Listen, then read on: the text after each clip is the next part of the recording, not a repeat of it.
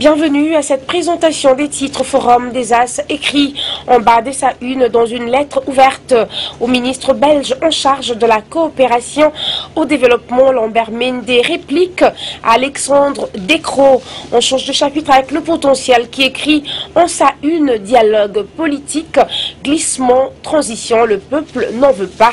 Et enfin, l'avenir boucle donc cette présentation de titres avec financement des élections en RD Congo, la Belgique prête à mettre la main à la poche. Voilà tout pour les titres, mesdames, messieurs. Bienvenue à cette revue de presse. Bonsoir, Forum des As, titre en bas de sa une.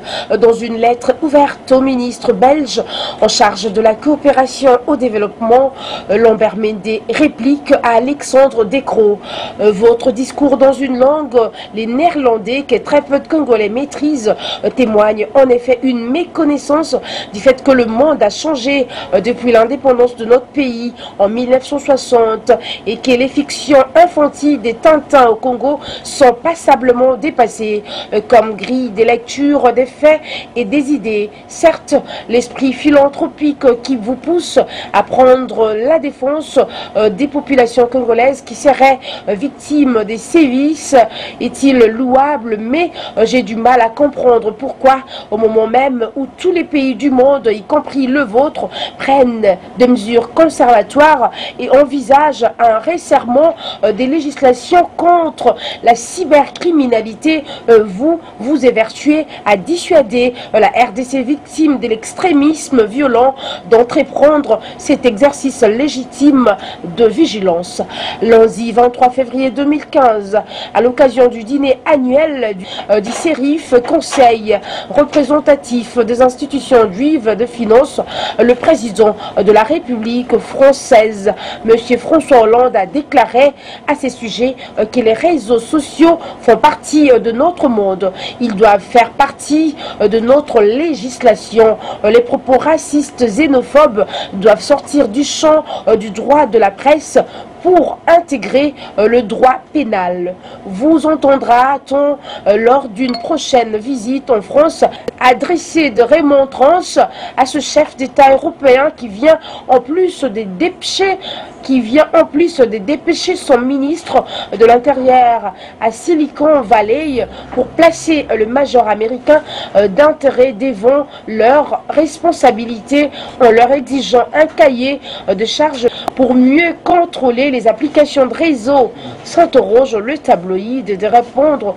Peut-être vous rendez-vous ensuite au Saint-Siège pour y faire grief au pape François de ses propos peu après l'attentat de Charlie Hebdo lorsqu'il a déclaré que l'impératif sécuritaire peut commander des limites soient apposées à la liberté d'expression. Juste un extrait de la lettre ou de la réponse de Lambert Mende à Alexandre Descroix.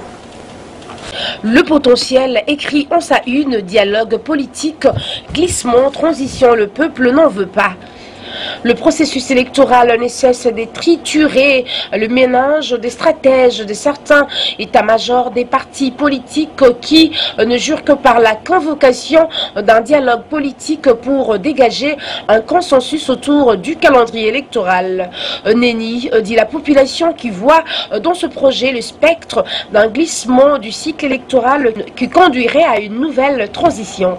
Le cycle électoral 2015-2016 est loin d'avoir atteint la vitesse de croisière. Après la grande tempête qui a suivi la publication le 12 février 2015 par la CENI du calendrier électoral global, les partis politiques ont retrouvé leur train-train quotidien. Les commentaires se sont en même temps tassés, laissant place à des simulations en vue de mieux se positionner au prochain scrutin.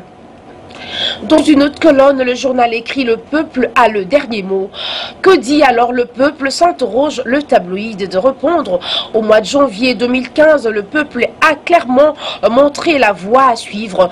Pendant les 3 journées folles de 19, de 20 et 21 janvier 2015, les 4 coins de la République ont vibré au rythme de l'opposition à tout projet de modification de la loi électorale du moment que les prochaines élections s'en trouveraient hypothéquées. convoqué un dialogue pour prendre tout son temps avant de s'élancer dans les élections. Le peuple congolais n'en veut pas.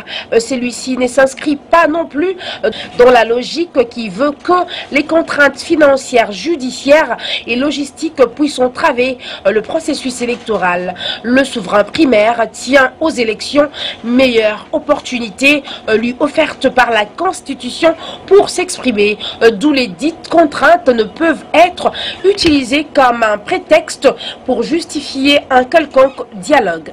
Et enfin, l'avenir boucle cette revue de presse avec ses titres. Financement des élections en RD Congo. La Belgique prête à mettre la main à la poche. La Belgique s'engage à mettre la main à la poche pour soutenir l'organisation des élections en RDC. Depuis les locales jusqu'au présidentiel, au cours d'un entretien hier mercredi avec le président de l'Assemblée nationale, Didier Reynders, a indiqué que le calendrier global publié par la CENI est très ambitieux et nécessite l'implication de tous les acteurs bailleurs de fonds, classe politique, presse et autres pour son application sans écueil. Par ailleurs, le vice-ministre belge a salué la détermination de Aubin Minakou, président de l'Assemblée nationale, à donner à la CENI la logistique juridique voulue et à préserver le consensus et la cohésion nationale que créent déjà la loi électorale et le calendrier de la CENI pour un atterrissage en douceur du processus électoral. Au journal d'ajouter, la Belgique apporte 5 millions de dollars américains pour les élections. Réagissant par rapport au calendrier global des élections en RD Congo, Didier Reynders a indiqué qu'il est très ambitieux.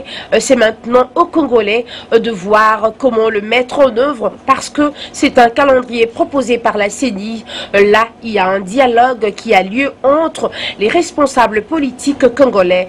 Ce que nous souhaitons qu'on puisse effectivement, comme c'est prévu, avancer dans le respect de la Constitution vers les différentes élections, surtout celles qui sont prévues avec un échiquier constitutionnel, l'élection présidentielle jumelée aux législatives, explique-t-il, tout en avouant qu'en rencontrant tous les représentants de l'opposition, il a constaté la volonté de s'inscrire dans le calendrier qui mène aux élections législatives et présidentielles à la fin du parcours le 27 novembre 2006.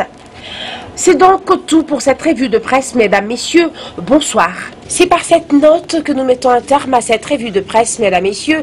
Merci à vous de l'avoir écouté. On se retrouve demain pour le compte de la revue de presse. Et si vous l'avez aimé, dites merci à Deschutes Mambetoukou qui a pris ces images et à Patrick Nsala qui les a montées.